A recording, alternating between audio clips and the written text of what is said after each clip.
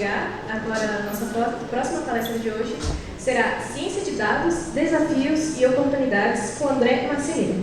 André é cientista de dados na CIMT, com 12 anos de experiência em trabalhos de analytics no governo, gestão de serviços de TI, web analytics e investimentos. Uma salva de palmas para André.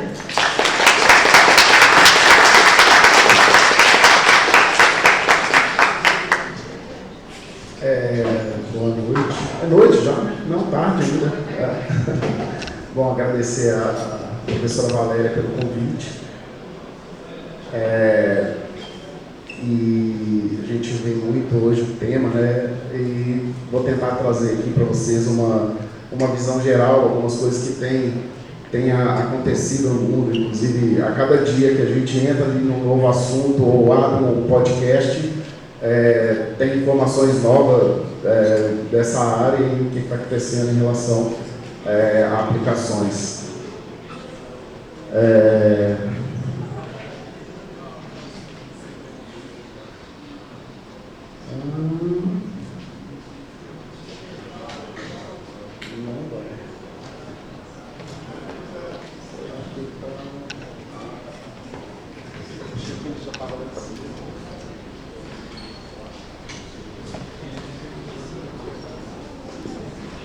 Bom, complementando aí, né, eu trabalho com técnicas analíticas, né, e reconhecimento de padrões. Não existe uma área específica, né, mas eu foquei um bom tempo em jornadas digitais, né, comportamento digital do usuário. E também um tema de interesse meu é mercado financeiro e finanças, que é um cliente que eu trabalho há um tempo já também. Eu tenho graduação em análise e desenvolvimento de sistemas, fiz algumas especializações na área, algumas nem tal, né, gestão de projetos, foi ali meio que o início da buscar entender o que eu queria da minha carreira. E atualmente eu sou aluno não regulado do programa de mestrado aqui da UEM. Bom, passando aqui um timeline da minha jornada, né, dessa caminhada minha em 12 anos em dados, eu descobri o que eu queria fazer em 2010. Foi trabalhando num projeto de gestão de melhoria contínua e eu tive a oportunidade de conhecer trabalhar com pessoas que focavam ali em análise de dados, estatística descritiva para tomada de decisão e melhoria contínua dos processos, né? Então aplicava ali uma metodologia chamada PDCA, e foi em 2010, eu era um gestor de departamento no município em Minas Gerais, eu sou mineiro, de Belo Horizonte, e tive a oportunidade e contato com esse tipo de trabalho. Foi aonde que ali eu descobri o que eu queria fazer na minha vida, né? Então, basicamente, se extraía informações de algumas bases de dados não tão grandes em relação a custo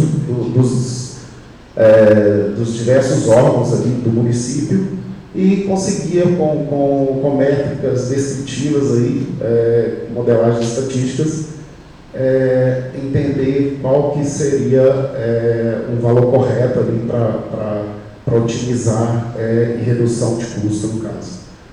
Em 2014 foi onde eu vim para o Paraná. Eu trabalhei com Business Intelligence, não sei se o termo é conhecido, mas relata também em extração de dados, muitas vezes informações que a gente chama de normalizadas, em bancos de dados dos sistemas, e lá eu tive a oportunidade de trabalhar com gestão do serviço de TI, as SLAs, né? Então a gente aplicava ali algumas medidas e métricas para tentar entender qual que era o tipo de chamado mais recorrente, a gestão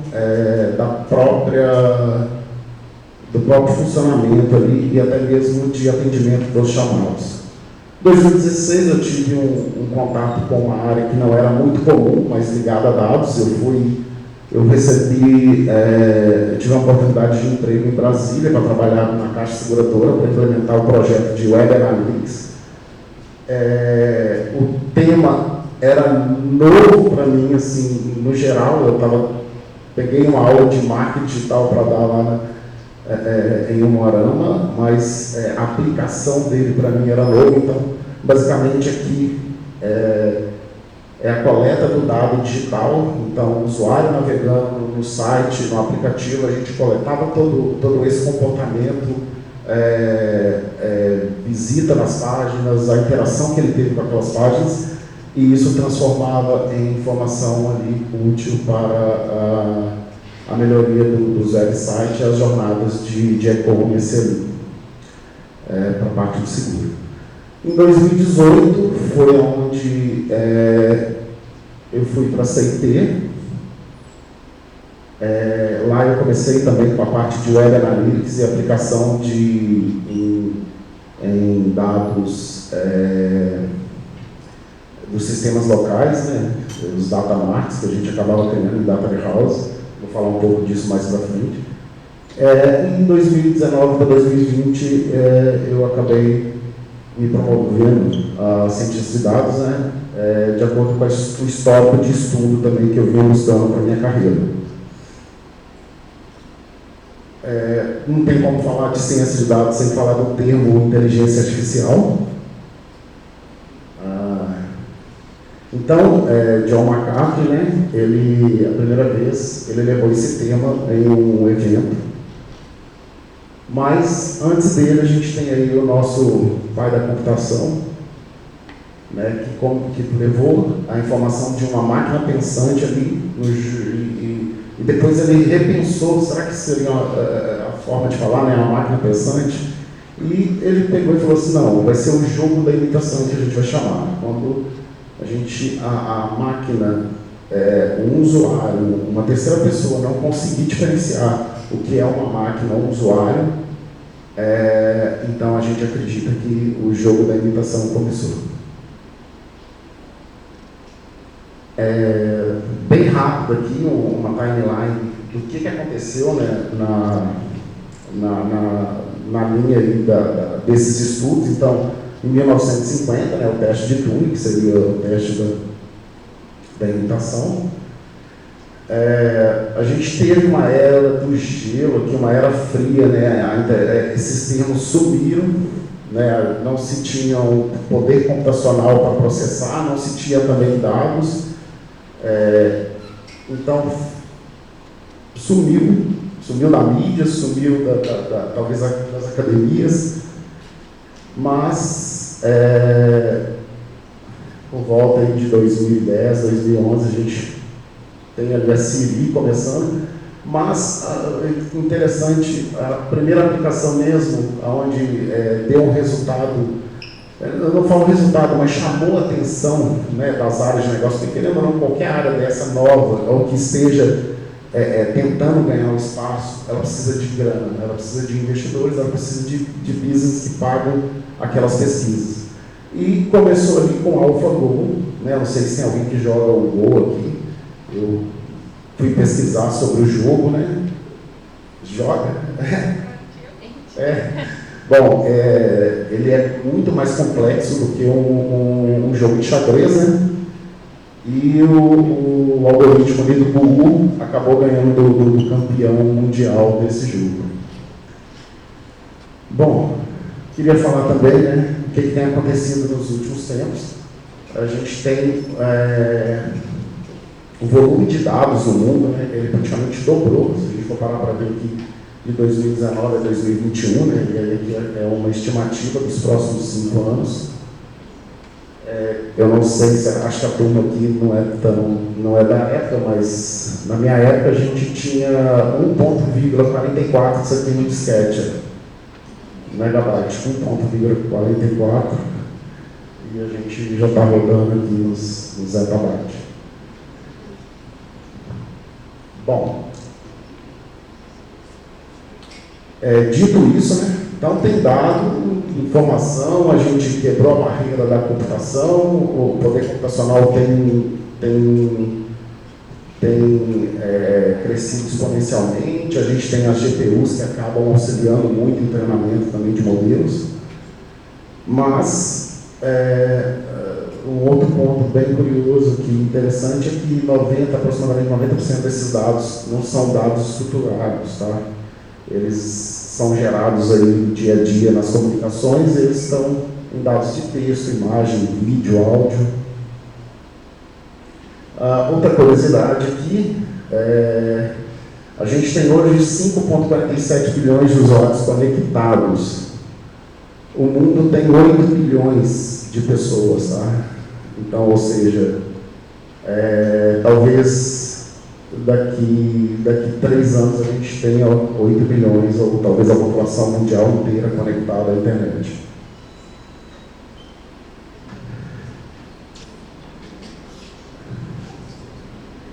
Esse tema ele é bem novo, recente, foi agora em setembro que aconteceu esse evento lá no Summit do Gartner, que é uma curiosidade também, que eles acreditam que em 2030 o futuro da IA vai estar em dados sintéticos, né? São próprias redes generativas que geram o próprio dado para gerar o experimento e treinar esses modelos. Bom, dito isso, a crescente evolução, a quantidade de dados, e aí, o que acontece? Onde coloca isso? Como que se trabalha? Então, a gente passa também por uma evolução das camadas de arquitetura, onde antigamente a gente trabalhava, né? Eu comecei aqui nessa época, que a gente usava, comentando ali de 2010, os sistemas de business intelligence que a gente implementava, ou que praticamente não era nem falado na época, tá? Se a gente for pegar, tinha um case do Walmart, que era um case de muito sucesso, mas o mercado não conhecia o termo inteligência de negócio ou usar dados para data-driven tomada de decisões. Mas eu implementei lá os primeiros, era eu não sei se vocês acham que quem conhecer, por favor, levanta a mão, chama Axis. Só gente da nossa época. Bom, o Axis ninguém conhece. O Axis é um sistema da Microsoft, ele vinha junto no pacote Office, e que ele era um banco de dados, você conseguia criar as tabelinhas relacionais, fazer o relacionamento das tabelas, e por cima você ainda criava uma interface ali para o usuário trabalhar como se fosse um sistema, né? E a gente tinha um sistema desse, eu espero que não esteja, já tem 10 anos que eu não tenho, 8 anos que eu não tenho acesso mais, que eu vim de Minas Gerais, espero que esse sistema não esteja lá ainda, mas há uns 4, 5 anos atrás eles usavam ele ainda, era um cara muito bom que programava em Axis lá, e ele acabou criando esse sistema para receber as demandas de ouvidoria do município. E foi um dos primeiros sistemas que a gente usou para tomar decisão, auxiliar o gestor ali, o prefeito, a decidir e também direcionar investimentos de infraestrutura, enfim, ou seja, a ideia era, aonde estão enchendo mais o saco, aonde tem mais reclamação, vamos trazer isso, qual o tipo de problema, e politicamente para ele, né, não tinha dinheiro para resolver tudo, mas politicamente seria interessante acabar priorizando ali aquela demanda. A gente passa, atualmente, né, o que se fala muito em data lake.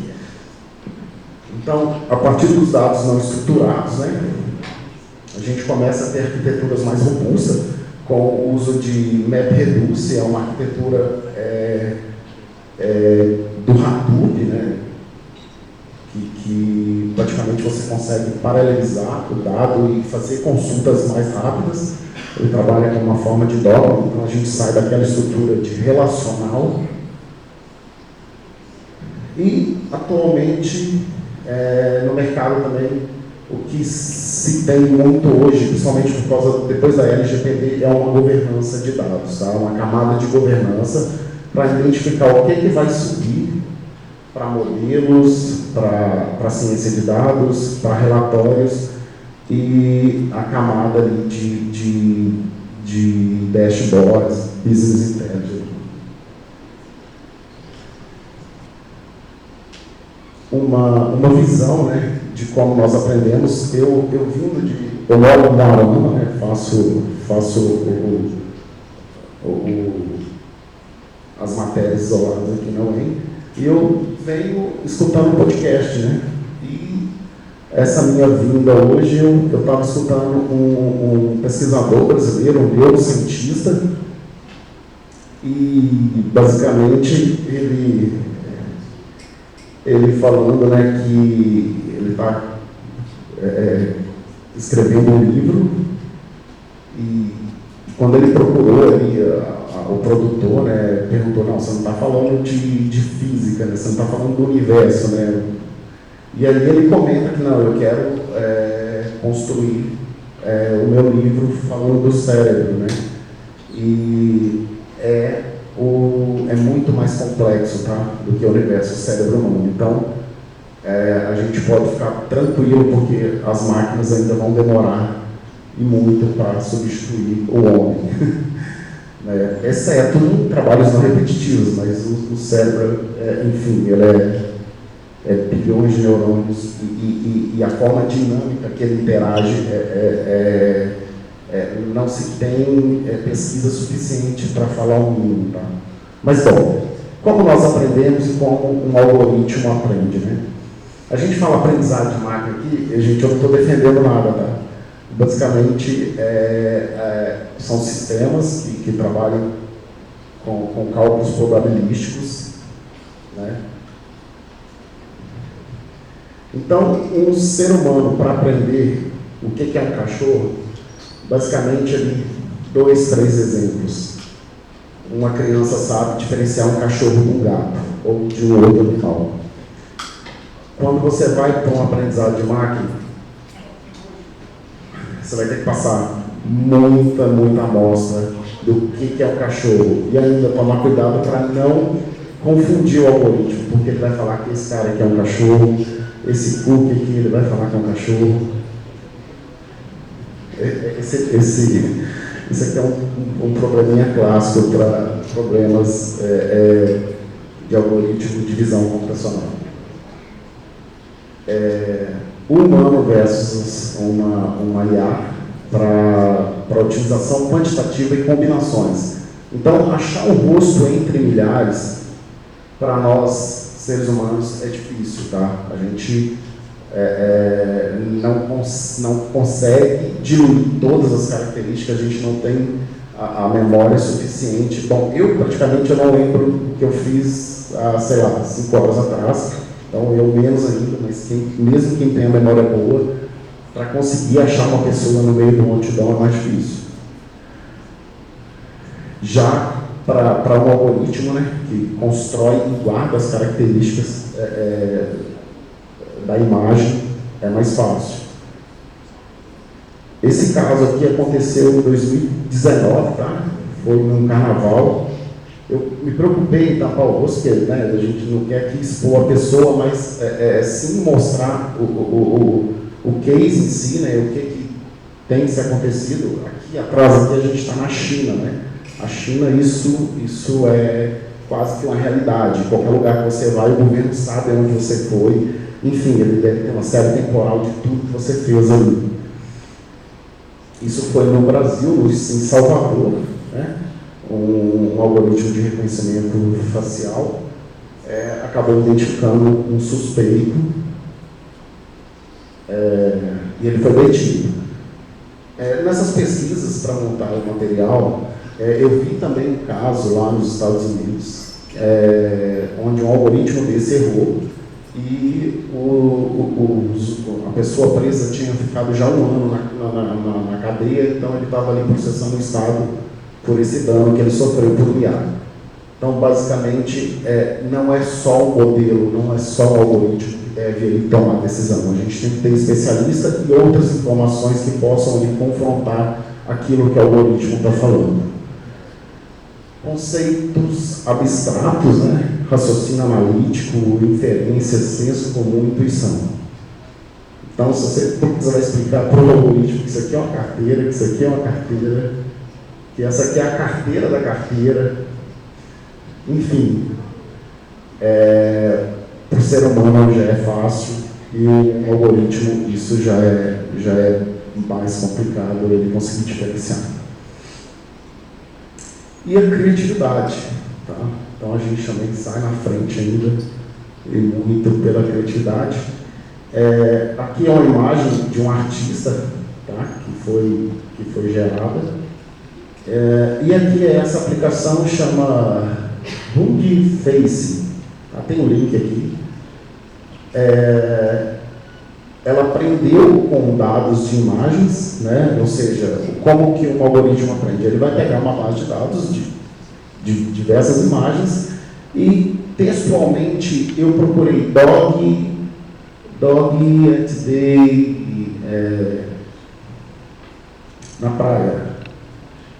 E aí ele trouxe esses dois cachorrinhos ali, que ele montou essa imagem, tá? Depois vocês vão lá pesquisar, vão ver interessante. Vocês colocam, né, em inglês, e aí ele vai trazer para você a imagem que ele montou. Se você colocar pessoas, né, um homem, uma mulher, você vai ver que vai ter distorção, né? Então, ou seja, ele não consegue gerar perfeitamente a imagem. Mas existem algoritmos já mais avançados que tem esse trabalho já é mais fácil. Bom, voltando aqui para o nosso assunto de aonde começar, né, ou como começar. Então a gente tem aqui um modelo que traz um nível de complexidade e maturidade em analytics. Então a gente tem o valor agregado ao negócio e a complexidade dele. Então, quando você está trabalhando com análises descritivas e diagnósticos, você está ali o que aconteceu e por que aconteceu isso. Você vai estar usando dados históricos para responder às suas dúvidas. E na análise preditiva e prescritiva, você já vai estar querendo entender o futuro, o que vai acontecer e o porquê e como. E o que fazer quando acontecer.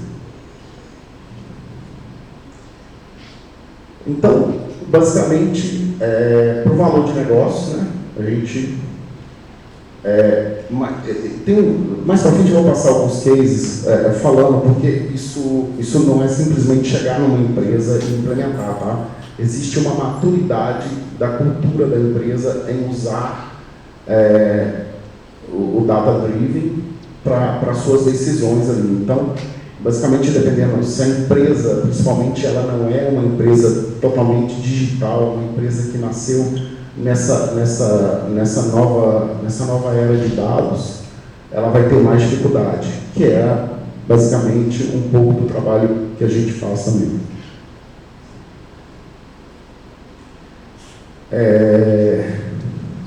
Então, você não é um cientista de dados isso é um meme, tá? Eu vi, enfim, acabei trazendo aqui. Você não é um cientista de dados, você não conhece essa flor. Esse é um dataset pioneiro aí, né, na área de dados. Ele, o Titanic, prevendo quem vai morrer. Nesse caso aqui, são dados abertos, tá? Você consegue, a ideia é identificar pelo tamanho da pétala e da sépula qual tipo de flor ele traz ali. Então foi só uma brincadeirinha aqui. Você não precisa partir por esse dataset, existem outros mais complexos, tá? Então, um resumo aqui, isso foi um pouco das reflexões que eu vim fazendo. Eu não tenho muito hábito de dar palestra, mas eu vim refletindo, né? E aí, o que é um cientista de dados, né?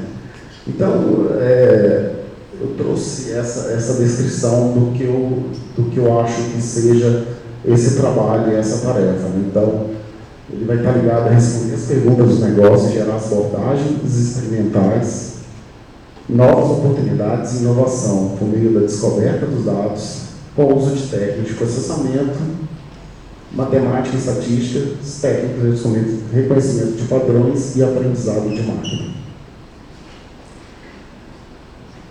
Então, o ciclo de ciência de dados, ele vai começar sempre por um problema, tá? Ou, na verdade, a gente busca resolver problema todo dia, ou todo momento.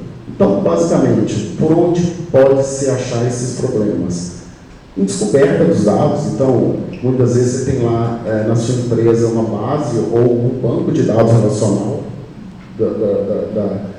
da operação do sistema e você começa a vasculhar e encontrar informações. Então, pode vir hipóteses, né, gerar hipóteses por meio na descoberta desses dados, necessidades que já são identificadas.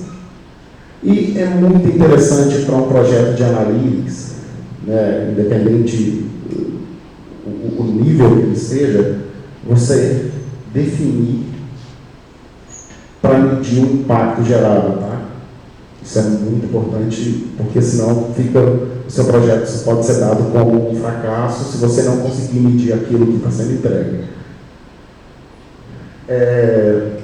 Hoje em dia eu também não consigo imaginar projetos novos que possuam um cunho digital que venha sem coleta de dados. Tá? Então eu acredito que tudo que está saindo hoje na indústria que tenha pelo menos algum circuito, ele vai estar gerando informação por meio de IoT, enfim, ou sistemas web, mas para que esses dados possam ali trazer uma melhoria contínua do produto e informações dos usuários e dos clientes também. Bom, essa pesquisa aqui ela foi feita em 2022, tá?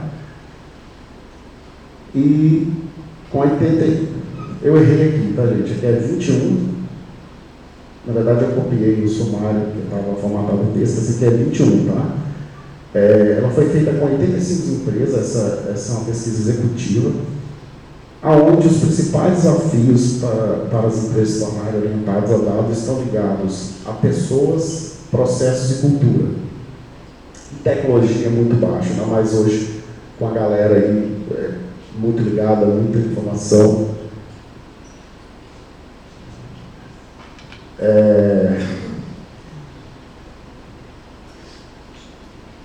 Essa aqui é de 2022. Então, a PwC também, que é uma pesquisa bem conceituada, ela definiu que esse aqui é o mercado para até 2030 para projetos de dados e IA, ou seja, 15 trilhões. Eu não comparei com outras indústrias, tá? Mas seria até interessante a gente parar depois e falar, em 10 anos, o que a indústria X vai estar gerando uma ideia de oportunidade. Então, esse é o valor, ou seja, tem muita grana para a galera que quer ir para a área, muito projeto para rolar ainda, tá? E também 94 das 10 empresas de 10 segmentos, né? 97% delas hoje investem em A e 91% estão aumentando o investimento. O que acaba confirmando essa pesquisa aqui da PwC. Seguindo a ideia do ciclo, né, a gente entra para um ciclo de definir o conjunto de dados. Então, muitas vezes, se definir o problema, você vai, ainda que é um trabalho junto com o negócio, você vai tentar entender quais são as suas características que serão preditoras, variáveis preditoras, a sua variável-alvo, né? Aonde você quer chegar, você quer classificar algum item, você quer predizer o valor de alguma coisa e o tipo de dado. Na sequência, a gente vai fazer esse trabalho aqui, entra muito a parte do engenheiro de dados, tá? Então, o engenheiro de dados, ele definindo quais tipos de dados serão necessários para criar o conjunto de informações que vai ser trabalhado. Você tem vários tipos de informação, a gente chama isso de recuperação da informação.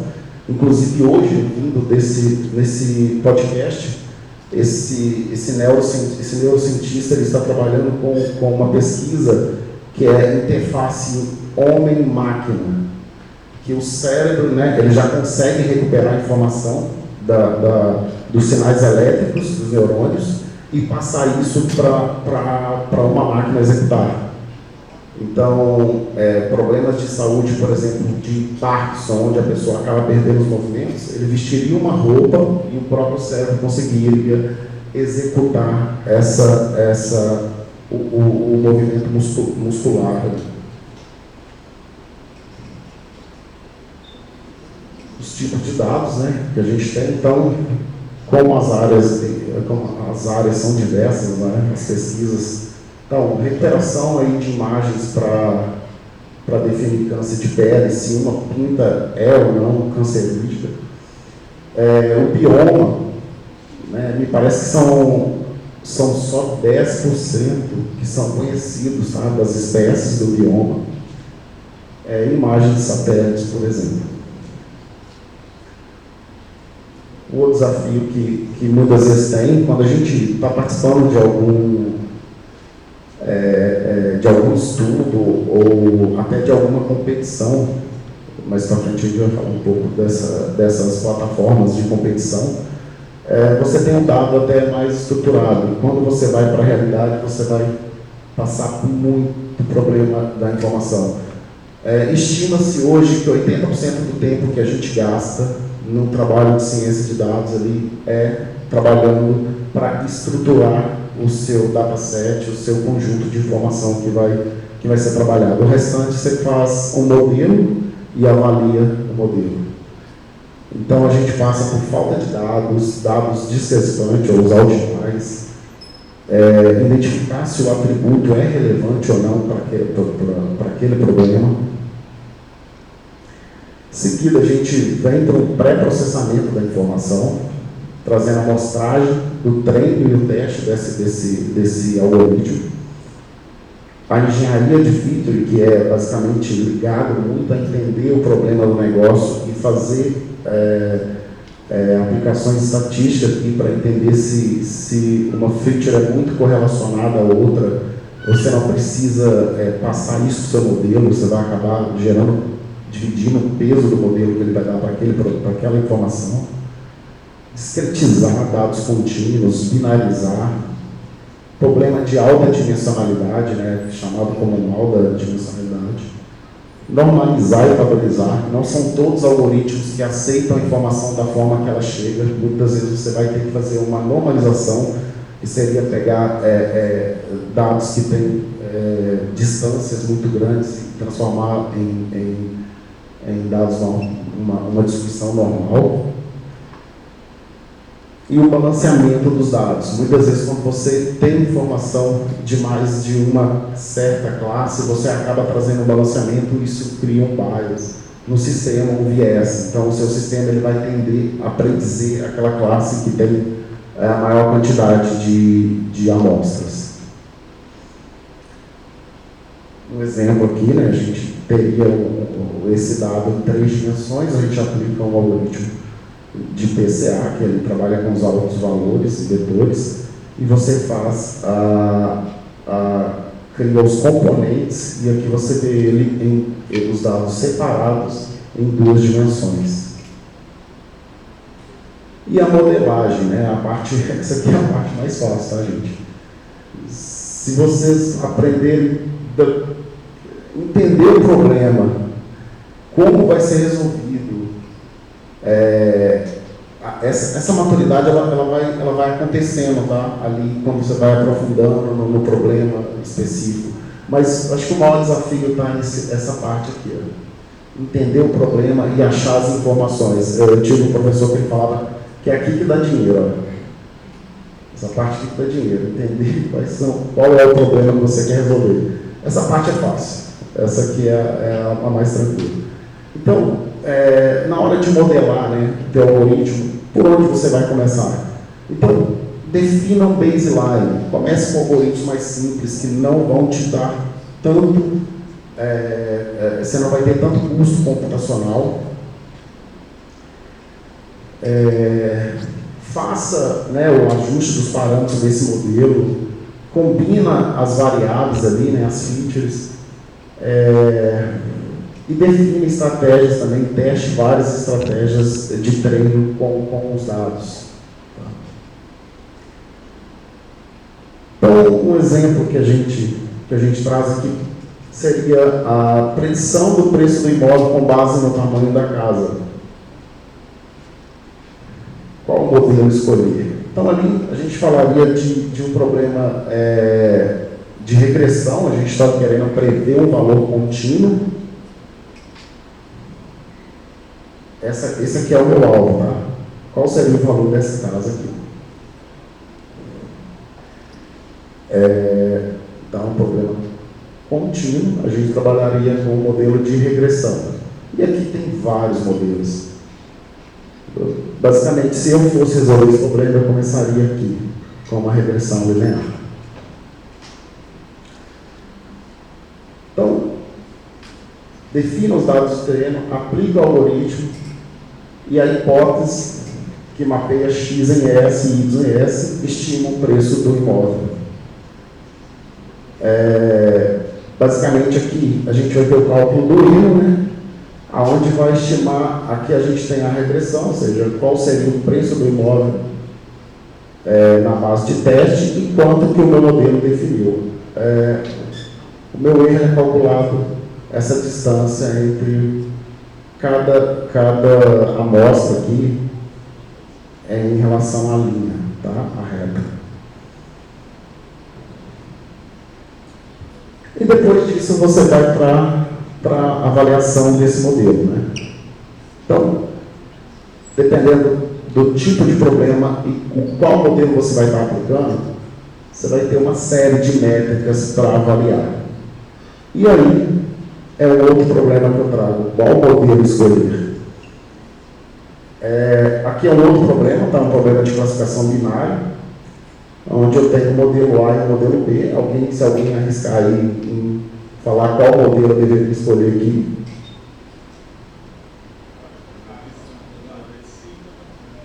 O A? 95 acurácia. Legal. Vamos lá. Depende. Porque quando eu trabalho com a acurácia, esse caso aqui é um caso até complexo, né? Fazer modelo para a área de saúde é até arriscado, né? A gente sabe que existe alguns que usam o raio-x ali, né? A imagem para predizer, mas nesse caso aqui, a gente está tentando predizer se a pessoa, né? Ele está doente ou não está doente. Nesse caso, aí ele corta um pouco aqui. A acurácia, ela vai fazer a soma de todos positivos, ou seja, a minha diagonal verde, e dividir pela soma da população que eu usei para esse modelo. Então, a gente teve aqui a acurácia de 95 e aqui de 89. Ou seja, tudo que o modelo acertou. Então, eu falei, nesse caso aqui, eu tinha 950 pessoas não doentes e ele previu 930. Aqui eu tinha 50 pessoas doentes e ele previu 20 pessoas.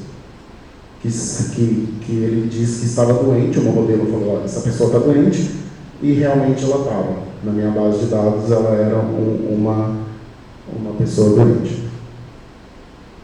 E aqui o erro das pessoas não doentes é maior, né? E em compensação das doentes, o acerto dele é maior. Então, o que acontece nesse caso? A gente tem as outras métricas, né, de sensibilidade e precisão, mas eu vou explicar basicamente aqui a de sensibilidade para dar uma atenção que a métrica em si, ela não se diz nada, né, que deve ser avaliada as outras métricas do modelo.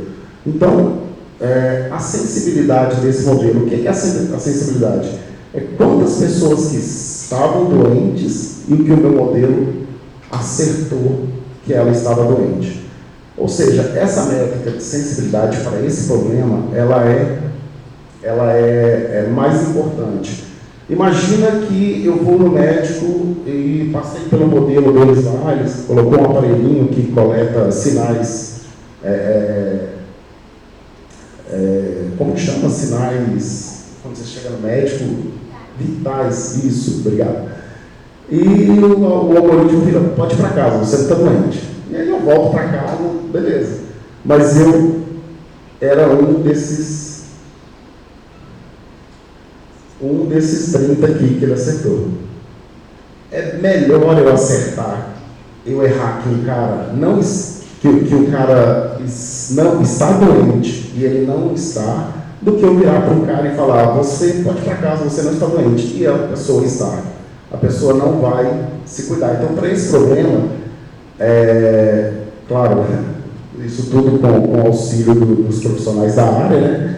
Para esse problema, essa métrica de sensibilidade, ela seria uma métrica mais avaliada. Então, o modelo B seria um modelo que deveria ser escolhido para esse problema. Eu acerto mais pessoas que estão doentes nesse caso, ou seja, a minha classe positiva, ela é a maior de acerto. Seguindo, né? Então, a gente tem uma próxima etapa, que é a implementação desse modelo em produção. A área de ciência de dados, ela trabalha muito antes dessa etapa, tá? Com as empresas aí avançando no tema e aplicando esse tema dentro das organizações, identificou a necessidade de mais um perfil focado em engenharia de machine learning, ou engenheiro de machine learning, que chama. Esse profissional, basicamente, ele fica focado em monitorar esses modelos e identificar se os modelos ainda estão trazendo as precisões que foram definidas lá atrás. Né? Esse modelo está entregando, ele está sendo eficiente ou ele está caindo essa eficiência da entrega dos resultados. Então, é uma área que chama MLOps, né? Que seria o modelo, e a operação, que é monitorar, configurar, enfim, fazer o release. Pode sim esse modelo deixar de existir, voltar para trás, para a área de ciência de novo, onde o pessoal volta a verificar o que está acontecendo. A gente está recebendo, mudou o comportamento do usuário. Um exemplo legal disso é que agora na pandemia, né, a gente teve muitos modelos que tiveram que ser desligados, porque o comportamento do usuário mudou drasticamente. Né? É uma situação que a população mundial desconhecia, ninguém ficou preso em casa. E isso acabou alterando o comportamento, alterou-se os dados, então começou a ir informações que os modelos não reconheciam, né? Então ele acabava ficando eficiente, ou seja, distribuições e números que ele falou, cara, eu não conheço isso, e os modelos começaram a errar muito. Então, muito modelo teve que ser retreinado ou até desligado para esperar passar um momento aí. Ou pegavam-se dados realmente de uma população menor para treinar em relação à pandemia. Então, esse é um dos problemas que aconteceu nesse caso. Depois de todos esses passos prontos, o mundo perfeito seria aí uma plataforma de dados, onde você vai ter, né, a gente chama isso de pipeline, né, de machine learning, onde e de entrega de dados. Hoje, dados é um ativo da empresa. Né? Então, o dado hoje já tem pesquisas, né, relatórios que saem, né, falando desse mundo, que o dado é o novo petróleo. Tá? Então, cria-se então, um pipeline do sistema, onde você tem diversas fontes de dados que vão ser carregadas em um ambiente, tá? Sendo local ou nuvem. Hoje em dia se fala muito de nuvem, né, pela questão da manutenção dos ambientes. Você acaba tendo cada vez mais dados, o que a gente viu lá atrás, e o tratamento dessa informação,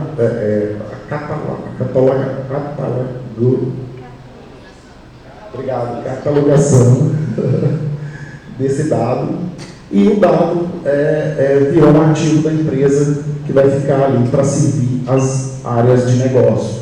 Então, as empresas compartilham esses dados entre si, cria ambientes de monitoramento, dashboards, e trabalham também com desenvolvimento de machine learning, modelos. Essa área aqui, basicamente as empresas que eu trabalhei nos últimos 6 anos, elas são grandes corporações que a gente chama até as antigas, né? São empresas que vêm aí há anos já no mercado. E esse trabalho aqui, esse trabalho aqui ele é feito até hoje, porque as empresas trabalhavam com muito silo, o dado era da área de negócio específica. Então, a área de negócio falava, não, esse dado é meu, e não compartilhava a informação com as outras áreas. E aí acaba perdendo a empresa, né? Acaba não encontrando novas oportunidades de negócio e melhoria ali.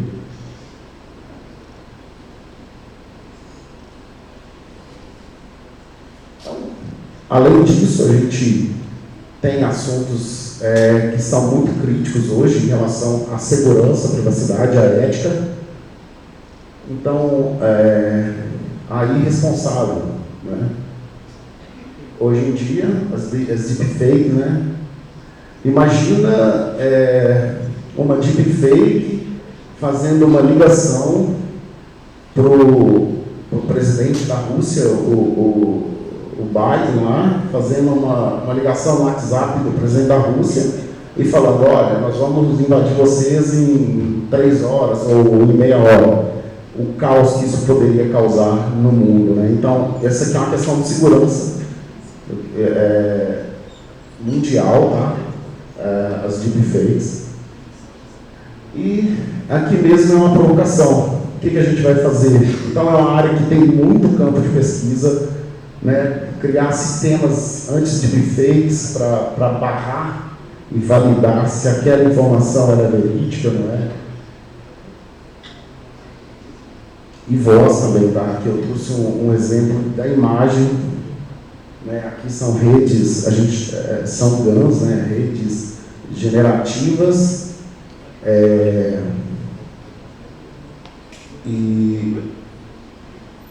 e a outra rede, ela é como se fosse uma rede que fica, são 2 redes neurais, né? Que trabalham, uma gera a imagem por meio de ruídos que ela tem das imagens reais, e a outra rede ela tem a imagem real.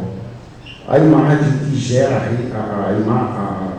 essa nova imagem por meio de ruídos, das bordas, de ruídos que ela pegou da imagem verdadeira, passa para a rede adversária, que vira para essa rede e fala, olha, isso aqui é uma imagem fake. Essa rede adversária pega esse peso, melhora a imagem, manda de novo para essa rede fala, essa aqui é uma imagem fake.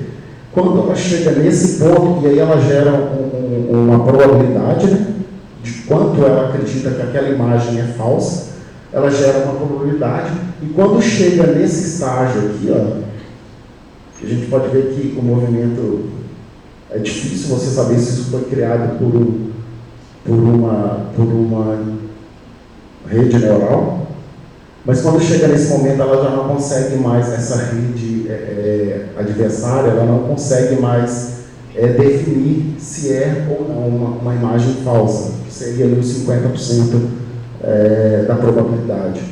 Então ela não sabe se é verdadeira ou só falsa, então ela fica no meio do tempo. Esse caso aqui, ele aconteceu nessa cidade de Minnesota.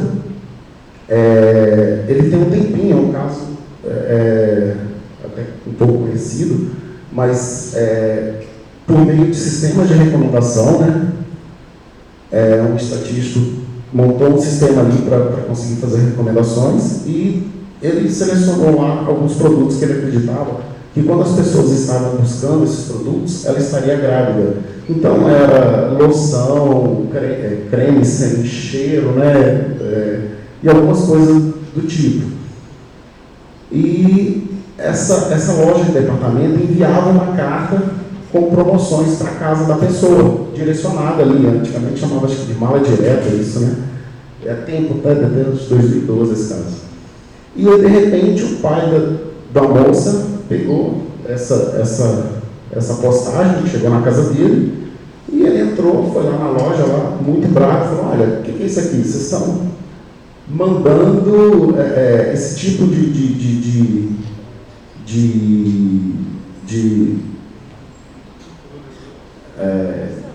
recomendação aqui, o que vocês estão querendo? Vocês querem induzir a minha filha a ficar grávida? É isso que está acontecendo? E muito bravo, o dono da loja pediu desculpas e falou, olha, não vai acontecer, viu que era ali da loja deles mesmo.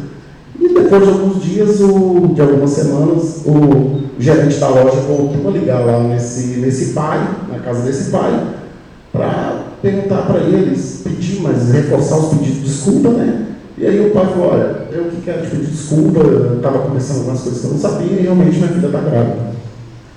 Mas até que ponto, né? A menina estando grávida, Então a gente tem que identificar também as barreiras das ações geradas, tá? São fascinantes, chega a ser mágico os resultados que os modelos trazem, mas a gente tem que identificar essas barreiras e entender até que ponto a gente está criando ali uma invasão na privacidade, nos direitos das pessoas. Bom, eu não sei como é que está meu tempo, eu sou muito organizado com o tempo. Tá bom? Mais ou menos apertado? Então tá, vamos lá. Vou dar algumas dicas aqui para a galera. Tem alguém aqui que quer trabalhar com dados? Legal. Não achei que ia ser mais gente, não gostou. Bom, legal. Olha, o mercado está muito aquecido, viu? Eu acho que vai ficar por muito tempo, é uma nova indústria. Tá? Eu costumo falar assim, você sabe aquele tiozinho que perto da sua casa tem um barzinho e você vê ele lá prosperando, você vê lá, você vai no botequinho dele, passa 2, 3 pessoas na semana. Aquele cara ali, quando você vai ver, ele tem um papelzinho de pão, onde ele anota as coisas que ele tem, onde ele faz alguma inteligência mínima ali de dados. Então, hoje em dia, não existe negócio que não precise, tá? Da área de dados, da parte de ciência, ou no mínimo ali, um business intelligence. Bom, além, né, da faculdade, vocês estão fazendo a graduação, claro, é um dos requisitos aí de profissional de ciência de dados, você vai acabar lidando com situações onde você vai usar o que você aprendeu aí na sua graduação, com certeza e muito. Mas a gente tem, hoje em dia tem vários cursos, né? Coursera, Datacamp, faltou um aqui, tá?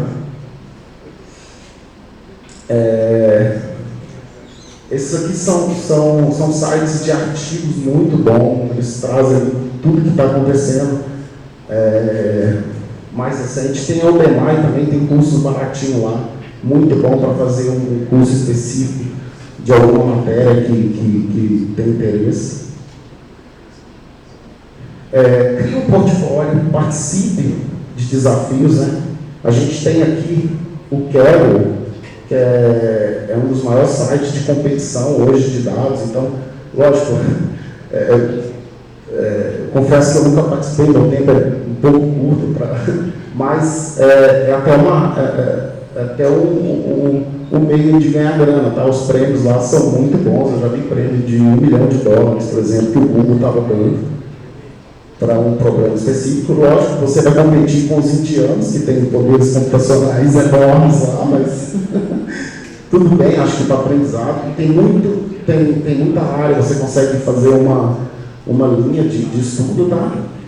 O Git tem muita coisa, enfim, esses são alguns sites, depois eu posso gerar o PDF, professora, para passar para os alunos. Algumas linguagens, né, são mais usadas na área. Na verdade, não tem limite, tá, gente? O que você vai ter que ter? A matemática ali, né, como os modelos funcionam, e programar isso caso você queira ir para um nível mais raiz.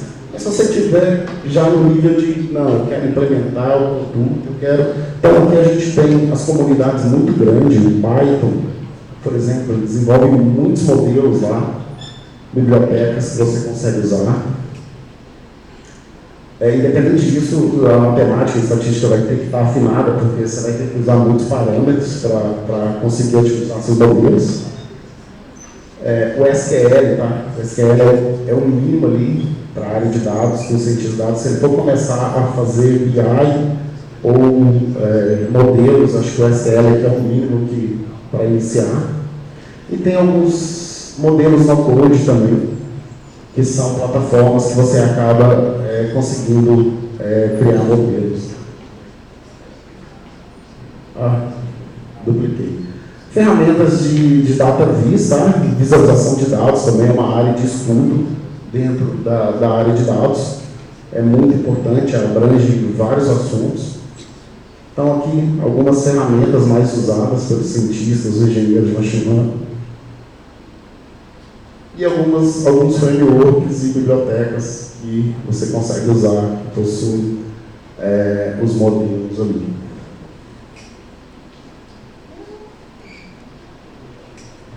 Bom, quero falar aqui também da outra oportunidade que tem, que é a CIT. Ela está no momento de inscrições abertas aí para o estágio, tá? Então, essas são as trilhas que tem lá na CIT: dados, design e desenvolvimento. E começa agora, está aberta as inscrições, vai até 20 de outubro, e aqui são o processo seletivo, tá?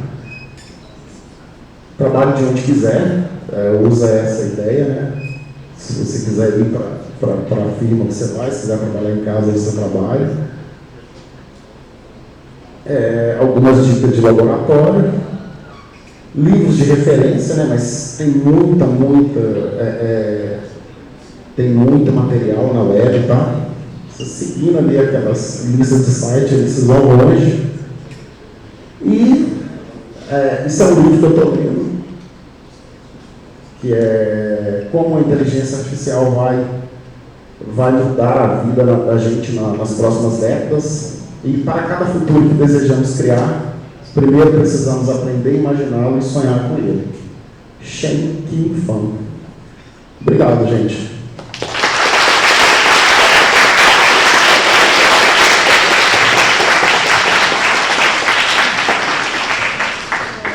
Se alguém tiver alguma pergunta para fazer, a gente vai limitar agora só para 2, porque o tempo está bem apertado. Então, alguém quer fazer alguma pergunta? Não? Todo mundo sem dúvida. Muito obrigada, André, por ter aceitado o nosso convite. A gente tem um cartão de agradecimento para você. Obrigado. Esperando você nos próximos eventos. Obrigado. Muito obrigada. Palmas de novo, gente.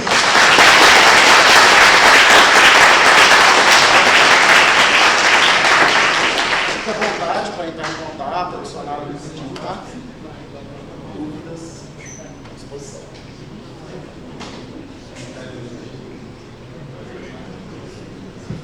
Agora a gente vai dar um tempo para o nosso intervalo, que a próxima palestra agora será só às 7 horas. Eu agora já tenho um coffee break esperando vocês.